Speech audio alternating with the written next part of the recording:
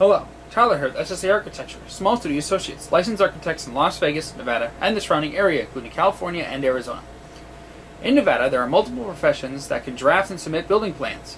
The two professions that will be discussed in this video are an architect and a residential designer. Both professions can draw and submit plans, though it is important to know the difference between them, especially when it comes to residential projects. It is common knowledge that an architect is able to draft building plans for many different projects. This includes plans for houses, such as this one that SSA had designed in the past. Typically, an architect will work out of a commercial office and have subordinates working for them.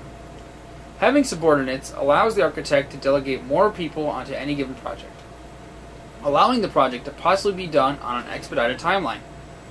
On the other hand, a residential designer is only licensed to work in the residential space, and as such, they do not cover as broad of a project range that an architect can.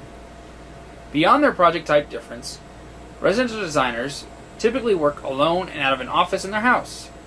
A residential designer can do just about everything an architect can, it's just that they are specifically geared toward residential projects.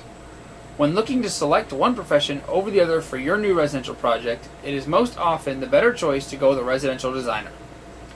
In the residential space, the two occupations are functionally identical. The service will be comparable, and as such, it becomes a question of which of the two will save you money. For the majority of projects, the residential designer will be the cheaper option. While it may be tempting to go with the residential designer right then, it's not always a question of cost. Quality is still important, and even if the services are similar, the overall design and functionality of the final product may be better with an architect. Why is a residential designer generally less expensive? As mentioned before, a residential designer typically works alone and out of their house, in a home office. This lack of subordinates and commercial rent often results in their overhead cost being less than that of a typical architect. The reduction in cost generally makes them the professional of choice for those working on a budget. This is all generally speaking, and likely differs from person to person and project to project. Do keep in mind that as the square footage of the space increases, the project plans get closer to the cost of a commercial project.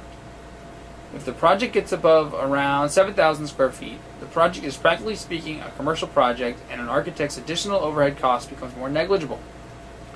Though the cost may be closer, it is still pertinent to see quotes from different professionals to see what the best option for your project is.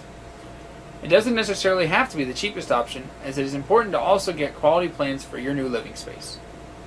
In the end, it is definitely best to do your own research and select the best professional for your project.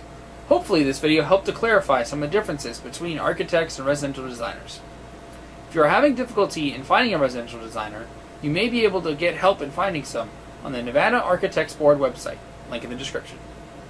If you are looking for more information, feel free to call us at 702-873-1718. Otherwise, you can check out our website's frequently asked questions page over at smallstudioassociates.com. As always, please like and subscribe, and we'll see you in the next video.